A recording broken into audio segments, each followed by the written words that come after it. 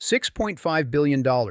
That is what Iran paid Russia for weapons that nobody in Washington or Tel Aviv wanted to talk about. Now those weapons are here.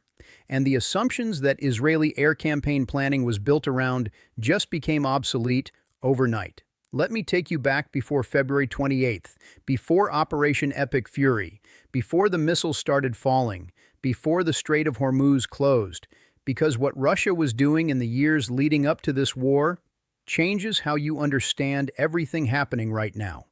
This was not improvised. This was not reactive. This was a structured, years-long military buildup designed to make Iran significantly harder to defeat. Pay attention to this. The intelligence community knew about it. Washington knew about it. Tel Aviv knew about it, and they launched Operation Epic Fury anyway, which means they calculated that despite everything Russia delivered, the window to act was still open. But that calculation came with a cost, and we are all still paying it. Let me explain what that actually means. In July 2025, 7 months before this war began, Iran conducted its first operational test of the Russian S-400 Triumph air defense system near Isfahan, 440 kilometers south of Tehran, the heart of Iran's nuclear and military infrastructure, full battery configuration, the 91N6E Big Bird acquisition radar, the 92N6E Gravestone engagement radar, command and control units, multiple 5P-85TE2 transporter erector launchers, long-range 48N6E3 interceptor missiles, and possibly the 40N6, the variant with a 400-kilometer engagement range. 100 kilometers. Let me put that in context for you. The distance from Iran's western border to Tel Aviv is approximately 1,600 kilometers, but Iranian territory extends toward Iraq, toward Syria, toward Lebanon, and the S-400 battery near Isfahan covers Iranian airspace and approaches from the southwest, where Israeli strike packages have to fly to reach their targets. The S-400 can simultaneously track 80 targets, engage 36 of them at the same time. It is designed to intercept aircraft, cruise missiles, drones, and ballistic missiles. And it can see stealth aircraft, not perfectly, not the way conventional radar sees a standard fighter jet, but the Gravestone engagement radar, operating at specific frequencies, can detect certain aspects of stealth aircraft signatures at reduced ranges. Here's what they're not telling you. This test was not Iran showing off a system it just received. The delivery had already happened. The Isfahan Center confirmed it. Defense Mirror confirmed it. Iranian lawmakers confirmed it on the record. Lawmaker Abul Fazl Zoravan said publicly in October 2025, and I'm going to quote him directly, "The S-400 has also arrived. More work is underway. More work is underway." That is the language of a man describing a process that was already in motion. Not a future aspiration, a present reality. I've seen this pattern before. When a government starts confirming weapons deliveries on the record in Parliament, the system is already deployed. The operators are already training. The question is whether the integration is complete. In Iran's case, as we now know, it was not. What happened to the S-400 when the war began? On February 28, 2026, the United States and Israel launched Operation Epic Fury, and on day one, American and Israeli strikes destroyed all 3 S-400 batteries deployed in Iran, Isfahan, Fordo, Tehran, gone, in hours. Now the mainstream media reported this as a triumph of American air power, and they are not wrong. But here is what they're not telling you. The S-400 failed in Iran for a specific reason, a reason that has nothing to do with the system's technical capability. The S-400 is one of the most sophisticated surface-to-air missile systems ever built. Turkey operates it, China operates it, India operates it, Russia operates it. None of those countries lost their S-400 batteries on day one of a conflict.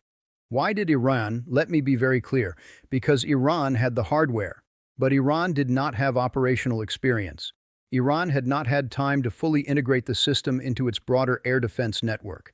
Iran's crews had not had years of operational readiness, had not conducted hundreds of training cycles, had not refined the procedures for rapid redeployment when targeting signatures are detected.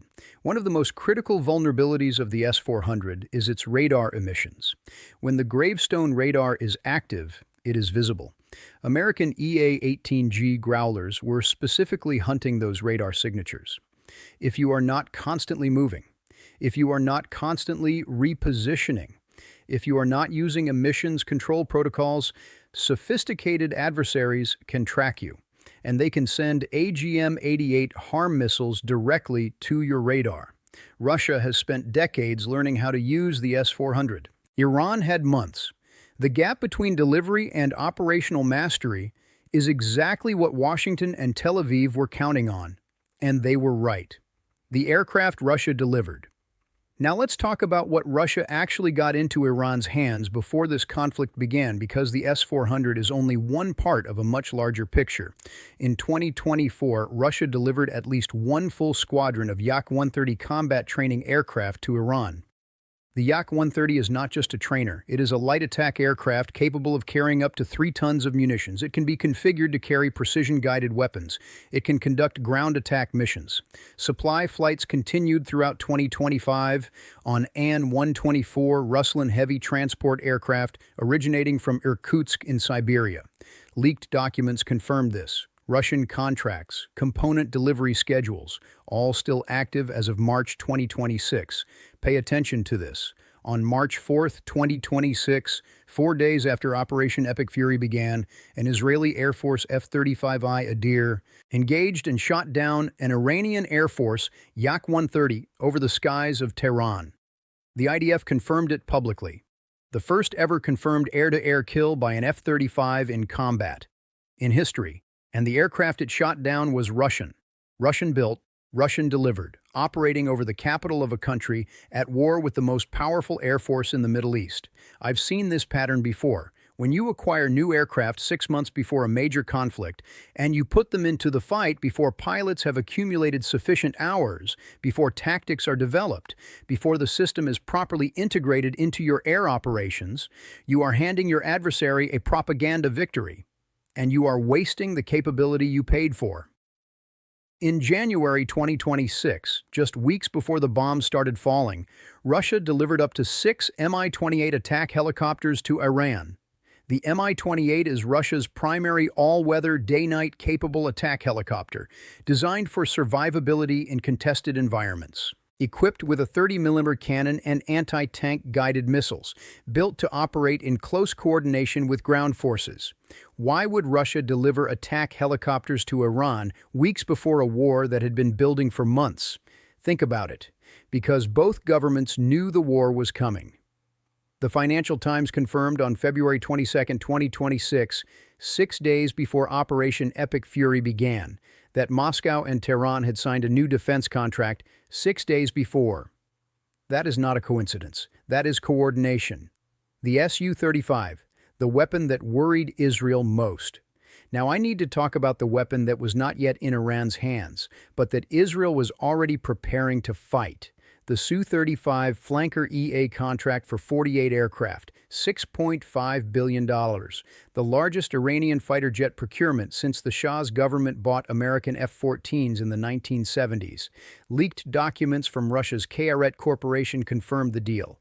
Iranian customer code 364, 48 Su-35 units. Phased deliveries scheduled between 2026 and 2028. Let me tell you what the Su-35 actually is. Because most Americans have never heard of this aircraft. The Su-35 is a 4th-plus generation super maneuverable fighter. It carries the Irbis-E passive electronically scanned array radar, a system specifically designed to detect low observable stealth aircraft, including the F-35. The Irbis-E can scan a 400-kilometer range sector simultaneously. It can detect stealth-reduced targets that conventional radars would miss. The Su-35 is also equipped with the Kabini-M electronic warfare pod, a system that generates an electronic shield around the aircraft, deflecting and defeating incoming missiles. 2 cylindrical pods on the wingtips. In some configurations, a 3rd pod under the belly.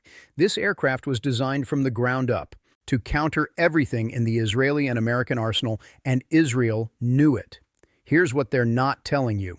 Israeli defense sources confirmed that before this war began, the Israeli Air Force had already begun conducting Su-35 versus F-35I Adir simulations. They were preparing for a world in which Iran had this aircraft, a world that has not yet arrived, but that both sides know is coming.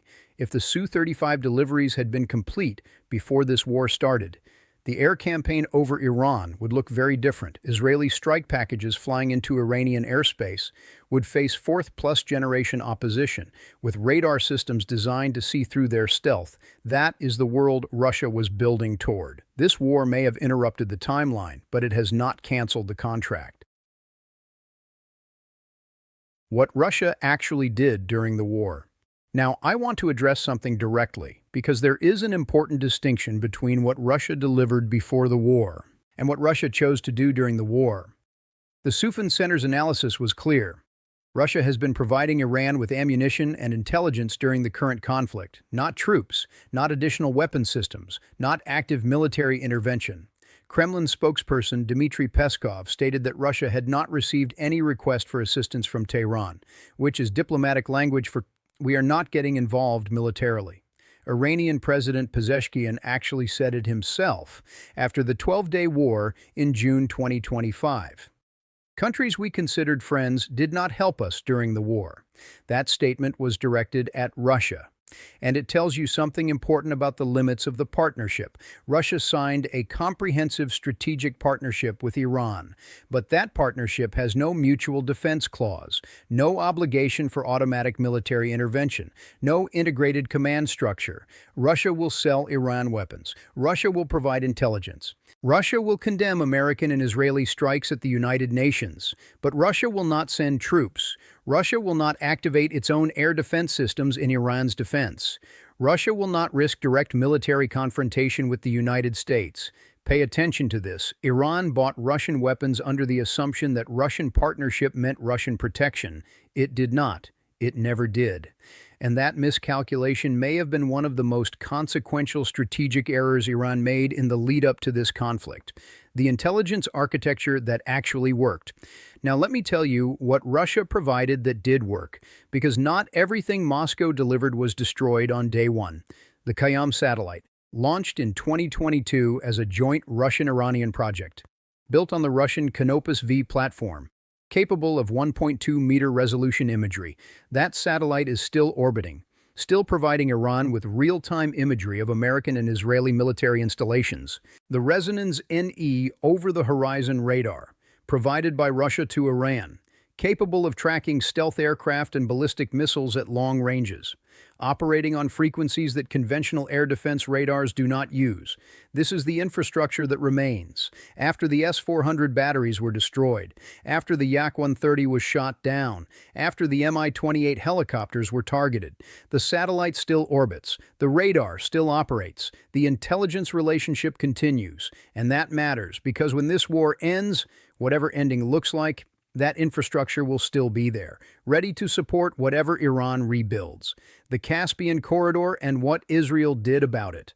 On March 18, 2026, Israeli aircraft struck the port of Bandar-e-Anzali on the Caspian Sea. For the first time in history, 5 Iranian naval vessels destroyed. The 4th Artesh Naval District headquarters damaged. The shipyard facilities used to maintain the corridor struck. Former Israeli Navy Commander Eliezer Maram explained the objective directly. The most important goal of this strike was to limit Russian smuggling and show the Iranians that they don't have sea defenses in the Caspian. Russian smuggling. That word matters, because the Caspian Corridor was not just moving weapons from Russia to Iran. It was moving upgraded Shahed drone components from Russia to Iran, improved navigation systems, improved targeting, improved communications.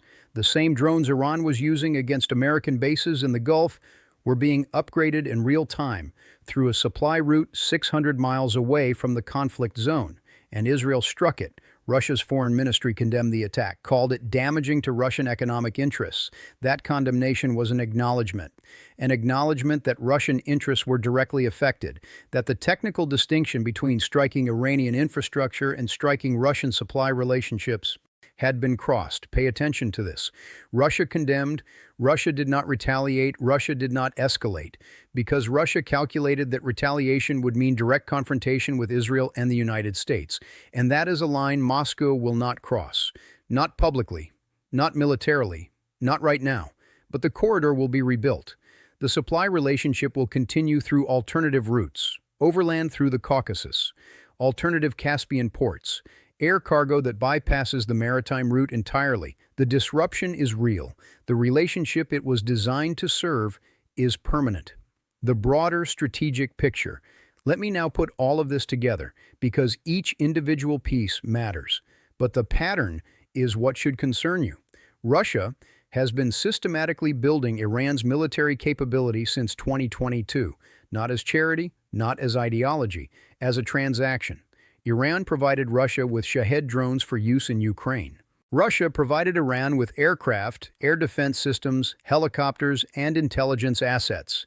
A barter arrangement conducted outside Western-controlled financial systems, through oil for arms agreements, through drone for technology transfers, through the Caspian corridor that Israel just struck. This arrangement served both governments simultaneously. Russia got cheap, mass-producible attack drones for Ukraine. Iran got fourth-plus-generation military technology it could never acquire from Western suppliers. And the United States and Israel are now fighting the results of that arrangement. Every Iranian missile that reaches Israel carries components developed through Russian cooperation. Every Iranian drone that strikes an American base uses guidance systems refined through Russian technical assistance. The satellite watching American carrier positions in the Persian Gulf is Russian-built. Here's what they're not telling you. The war being fought right now is not just a war against Iran. It is a war against the military infrastructure that Russia built inside Iran over 4 years. And destroying that infrastructure did not destroy the relationship that created it. The Su-35 contract is still active. Russian technicians from Sukhoi and Kret were stationed in Iran before the war began. Components are still being manufactured for delivery. Phased delivery scheduled through 2028. This war may have set the timeline back. It has not canceled the contract. And that means whatever Iran looks like after this conflict, Russia will be there, helping to rebuild what was destroyed and delivering what was ordered. Here is what this means for you, for every American, right now. Russia spent 4 years quietly building Iran into a more capable adversary. S-400 batteries deployed near nuclear sites, a Yak-130 squadron flying combat missions over Tehran, Mi-28 attack helicopters delivered weeks before the war began, a $6.5 billion Su-35 contract still active, intelligence satellites watching American carrier groups from orbit. The S-400 was destroyed on day 1. The Yak-130 was shot down by an F-35, but the contract didn't die with the hardware. The relationship didn't end when the Caspian corridor was struck. Russia condemned the Bandar-e-Anzali attack and did nothing else, because Moscow calculated that the relationship with Iran is worth protecting, just not worth dying for. Not yet. Every dollar you pay at the gas pump right now is connected to that calculation. The Strait of Hormuz is closed because Iran had the capability to close it. That capability came from somewhere. It came from Moscow, and Moscow is already planning what comes next. So I want to ask you directly, do you think Russia deliberately held back from fully supporting Iran during this war because Moscow doesn't want to confront the United States directly? Or is Russia playing a longer game, letting Iran absorb the damage while the Su-35 deliveries continue? Tell me what you think. I read every single comment. If you want to understand what's coming next, subscribe. Because in my next video, I'm going to show you what the Russia-Iran-China military triangle looks like after this war ends, what is already being rebuilt, and why the next version of this conflict will be fought against an Iran that learned from every mistake made in this one. And trust me, you need to see it.